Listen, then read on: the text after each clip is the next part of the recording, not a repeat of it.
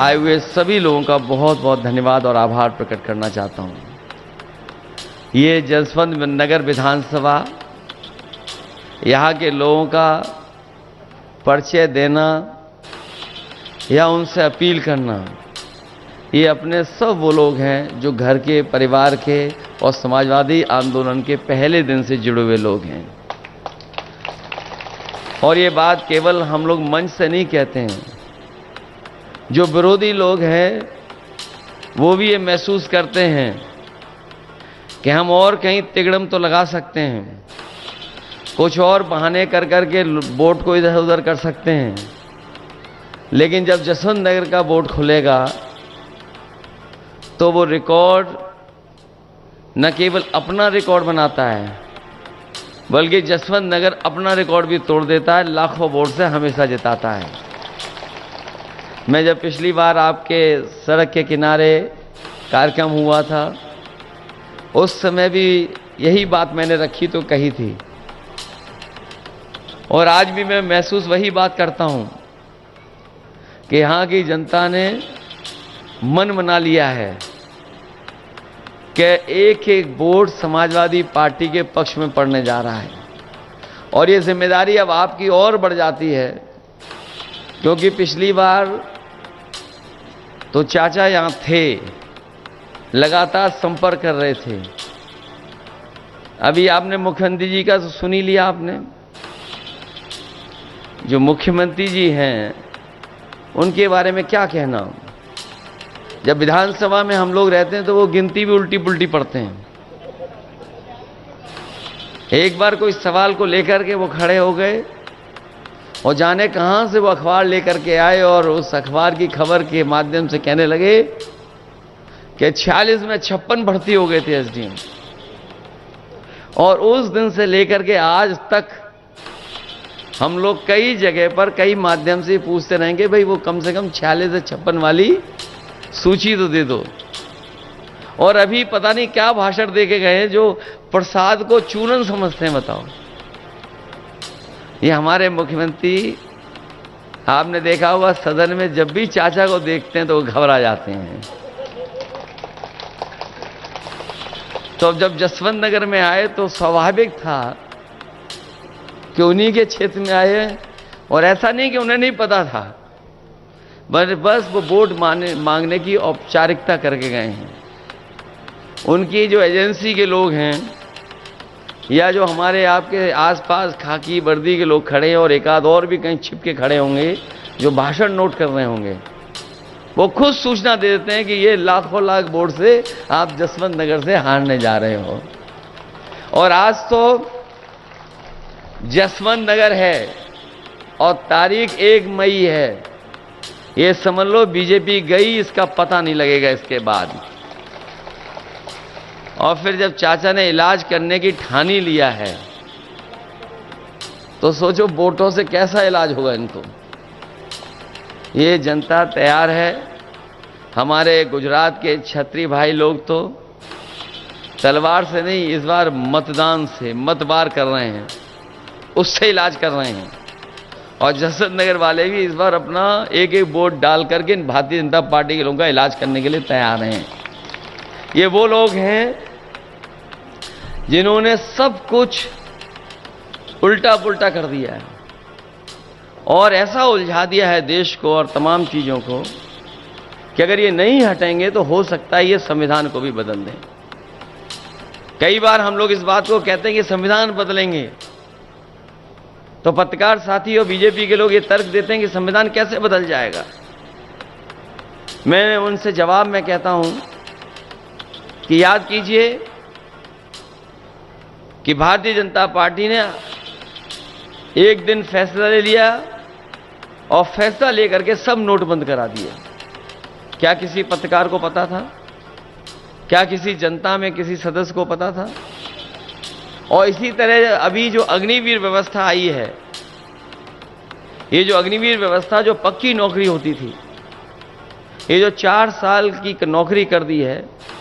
हमारे यहाँ बहुत सारे लोग ऐसे होंगे गांव के जो फौज में जाकर के न केवल उन्होंने सीमा पर देश की रक्षा करने का काम किया, बल्कि अगर उनके परिवार की आर्थिक और सामाजिक स्थिति देखोगे, अगर वो फौज में भर्ती हो गए तो उनके घर परिवार की सामाजिक और आर्थिक स्थिति भी बेहतर हो गई और नई पीढ़ी को अच्छा पढ़ने का भी मौका मिल गया। जब ये जानकारी बीजेपी को हो गई कि गांव के बच्चों की जो पढ़ाई लिखाई वो बेहतर हो गई, फौज में जो लोग भर्ती हो जाते हैं उनका सामाजिक आर्थिक रूप से वो मजबूत हो जाते हैं, तो उन्होंने ये फैसला लिया कि अब पक्की नौकरी नहीं, अग्निवीर के माध्यम से ही नौकरी मिलेगी। हम अपने तमाम नौजवानों को कहना चाहते हैं इस मौके पर कि समाजवादी सरकार और इंडिया गठबंधन की सरकार आएगी, ये जो आधी अधूरी 4 साल की नौकरी दी है खत्म हो जाएगी और जो पहले व्यवस्था थी कि नौकरी पूरी मिलती थी और पेंशन और सुविधाएं मिलती थी, वही इंतजाम करने का काम करेंगे। ये हमारे खाकी वर्दी वाले भी कभी कभी हम लोगों को गुस्सा दिखाते हैं। ये लोग भी जान लें, बीजेपी वाले आ गए तो 4 साल की नहीं, इनकी 3 साल की नौकरी हो जाएगी और बाद में ये हम लोगों के संगी घूमेंगे। और ये हो सकता है, ये पूछे कैसे हो सकता है भाई, अग्निवीर के हो गई तो तुम्हारी भी हो जाएगी। और सरकारी विभाग देख लो, बताओ आउटसोर्स में है नौकरी में कि नहीं है। क्लास 4 क्लास 3 धीरे धीरे सरकार ने आउटसोर्स कर दी। न केवल नौकरियां सरकारी विभाग में आउटसोर्स की हैं, बहुत से विभागों को आउटसोर्स कर दिया। ये जो आरक्षण ना खत्म होने की बात बीजेपी के लोग अब कह रहे हैं, वो इसलिए कह रहे हैं कि पीडीए परिवार से सब लोग जुड़ गए और जो बहुजन समाज के लोग हैं वो ये समझ रहे हैं कि बाबा साहब भीमराव अंबेडकर जी का जो संविधान दिया हुआ था उसको भी ये बदल देंगे। ये बदले न बदलें, लेकिन उस रास्ते पे ये लोग चल रहे हैं। सोचिए आप, अगर विभाग में प्राइवेट हो जाएगा तो क्या आरक्षण लागू होगा क्या उसमें? ये जो हवाई जहाज वाला विभाग था जिसमें लगभग 1 लाख लोगों को नौकरी मिलती थी, ये कुछ वर्षों से प्राइवेट कर दिया गया है। अब बताओ, प्राइवेट में जाने के बाद क्या आरक्षण मिल रहा है किसी को? इसी तरह और विभाग हैं, बीएसएनएल है, ये सरकारी विभाग, टेलीफोन वाले थे, ये सब प्राइवेट हो गए। ये पानी के जहाज जिस विभाग से चलते थे वो प्राइवेट हो गया। बीमा कंपनियां प्राइवेट होने जा रही हैं, बैंकें प्राइवेट होने जा रही हैं। तो सोचिए, अगर वो आरक्षण नहीं खत्म करना चाहते तो आखिरकार प्राइवेट के रास्ते पे क्यों जा रहे हैं? इसलिए घबराए हुए हैं भारतीय जनता पार्टी के लोग। और घबराने का नतीजा देखिए, जो कभी आरक्षण खत्म करना चाहते थे वो आरक्षण के पक्ष में बोल रहे हैं। लेकिन मैं अपनी जनता को सावधान करना चाहता हूं कि भारतीय जनता पार्टी के वो लोग हैं जिन पर भरोसा नहीं किया जा सकता। इन पे भरोसा तो बिल्कुल नहीं किया जा सकता। और अब तो इनकी और पोल खुल गई। ये अलग बात है कि इलेक्टोरल बॉन्ड जो आए थे उससे तो पोल खुली इनकी, जहां पर इन्होंने चंदा नहीं वसूला था पैसा। हम और आप लोग एक दूसरे का सहयोग मदद करते हैं तो क्या थोड़ा बहुत चंदा देते हैं? कभी 500 रुपए, 1000, 2000, 5000, बहुत संपन्न होंगे तो लाखों में दे सकते हैं। लेकिन इस तरीके से कोई चंदा नहीं देता था। सब सीमाएं लांघे भारतीय जनता पार्टी के लोग और दबाव बना करके अपने सरकारी विभागों का।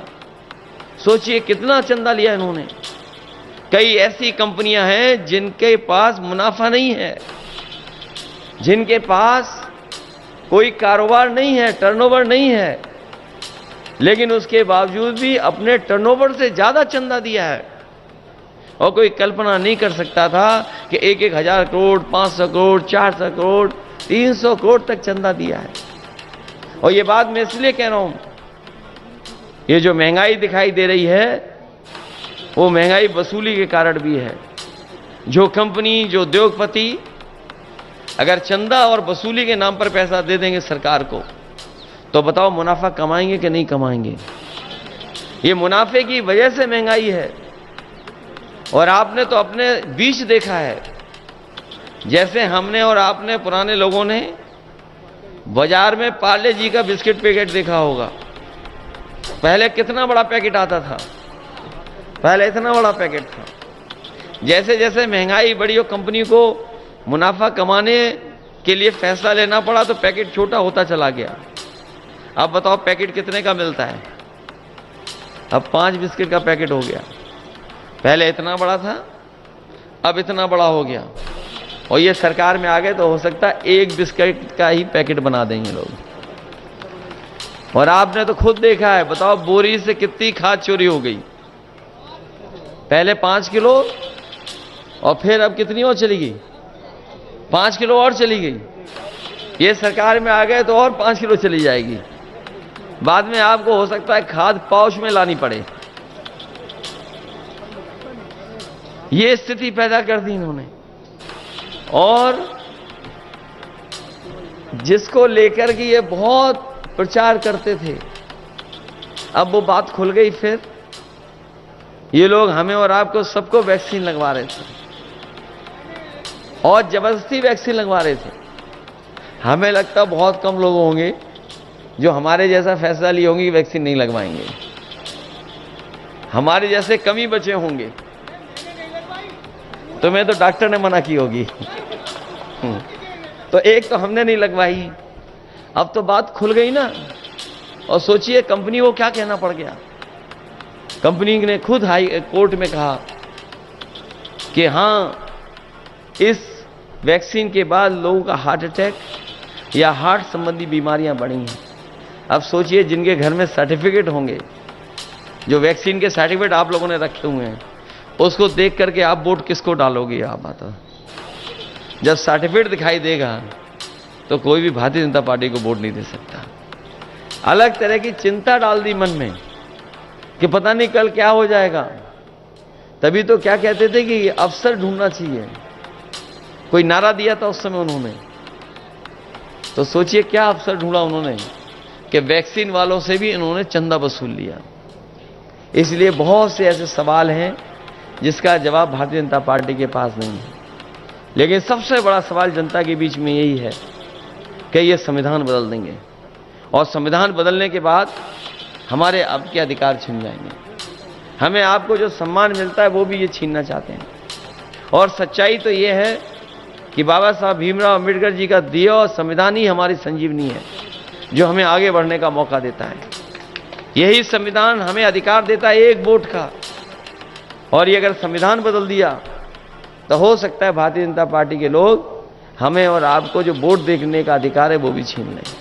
इसलिए जहां मतदान के लिए आप जाएंगे वहीं सावधान रहेंगे और सावधान रह करके अपने बूथ की रक्षा करने का काम करना।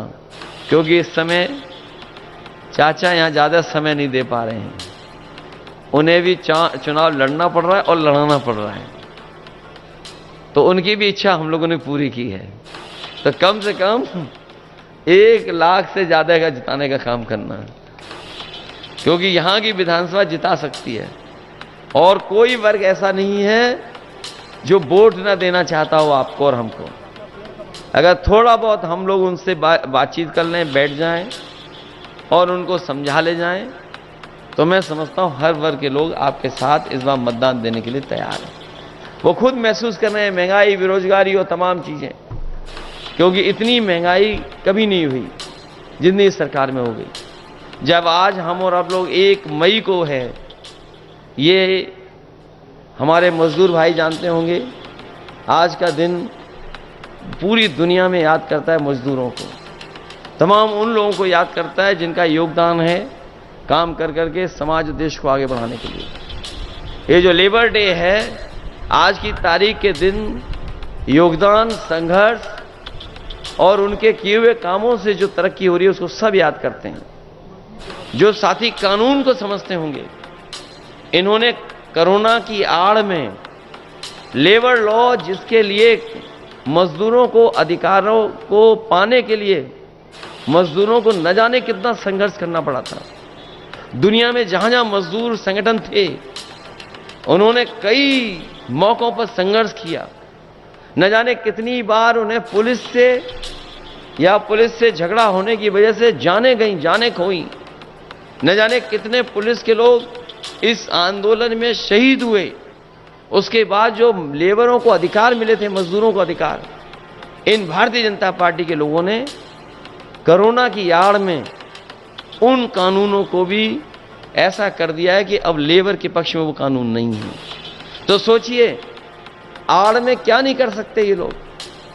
इन्होंने छिप करके हमारे तमाम मजदूरों को जो कई सौ वर्षों के संघर्ष के बाद जो अधिकार मिले थे, जो उन अधिकारों को छीनने भी काम किया है। इसलिए इनसे सावधान रह करके इन भारतीय जनता पार्टी को हटाने का काम करना। जो पहले और दूसरे चरण के वोट पड़े हैं, उस चरणों में भारतीय जनता पार्टी और उनके सहयोगी लोग बहुत पीछे छूट गए हैं। पीछे छूट गए इसीलिए उन्होंने अपना 400 पार का नारा बदल दिया। न केवल नारा बदला है, बल्कि उनके भाषणों में आप देखो क्या भाषा का इस्तेमाल हो रहा है। जो भाषा बोली जा रही है वो लोकतंत्र में कोई स्वीकार नहीं कर सकता। और जिस तरह के शब्दों का इस्तेमाल किया जा रहा है, अगर उन्हीं शब्दों को और उन चीजों का अगर हम आकलन निकालें और बैंकों से अगर आंकड़े निकालें, तो शायद भारत में सबसे ज्यादा गरीबों ने सोना रख करके कर्ज लिया होगा। सबसे ज्यादा बैंकों से लोगों ने, गरीबों ने कर्ज अगर लिया है तो सोना रख करके कर्ज लिया है।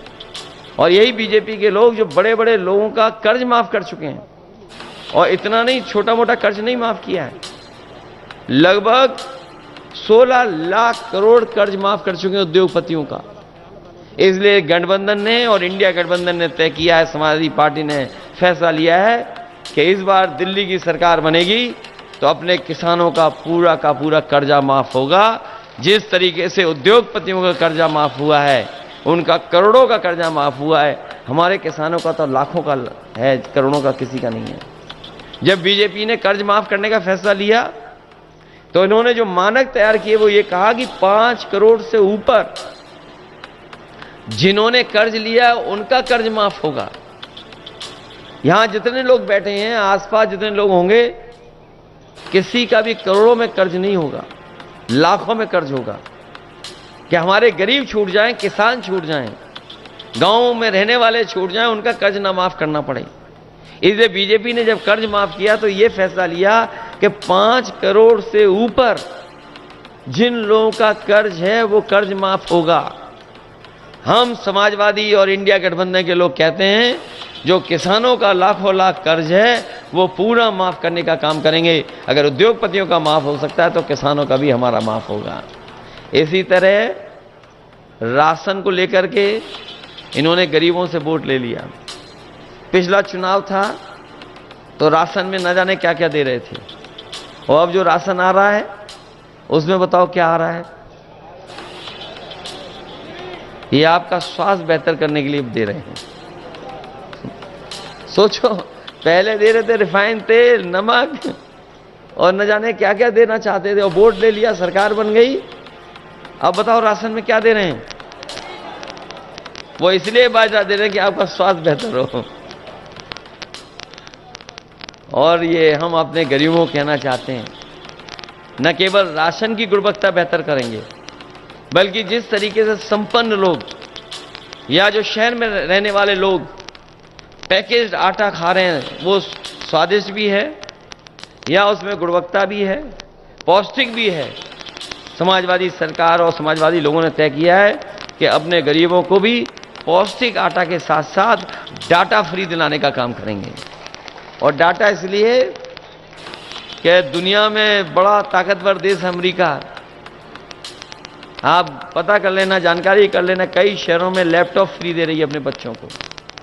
वो इसीलिए दे रही है लैपटॉप क्योंकि वो समझ रहे हैं कि जिस समय कोरोना आया था, संपन्न परिवार के लोगों ने, बच्चों ने तो पढ़ लिख लिया था, और जो गरीब परिवार के बच्चे थे, क्योंकि उनके पास कोई न इंतजाम था, ना कंप्यूटर था, ना लैपटॉप था, ना अच्छा मोबाइल था, वो पढ़ाई लिखाई भी नहीं कर पाए, उनके सालों साल चला गया।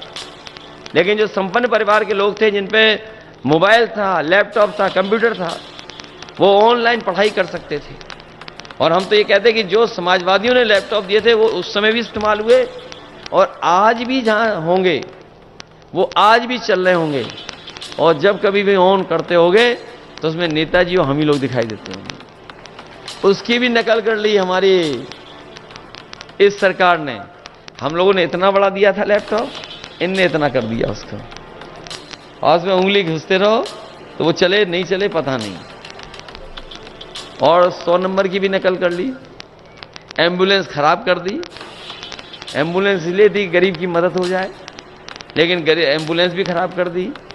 100 नंबर इसलिए दी थी कि गरीब को भागना ना पड़े, थाने ना जाना पड़े, अगर कहीं झगड़ा हो कहीं भी हो फोन करे तो उसके पास पहुंच जाए।